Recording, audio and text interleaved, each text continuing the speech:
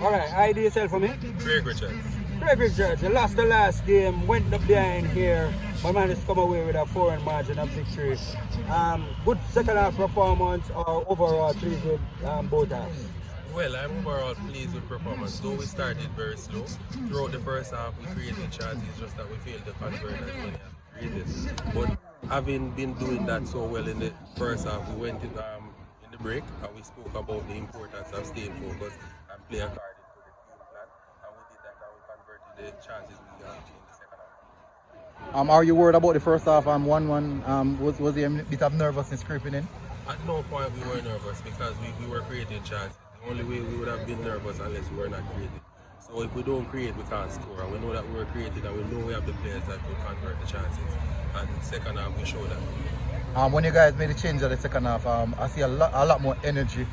Passes moving a bit sharper.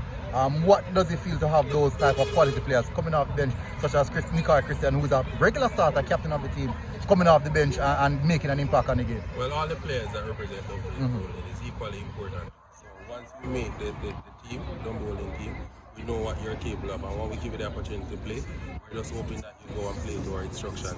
And as long as they do that, we are confident of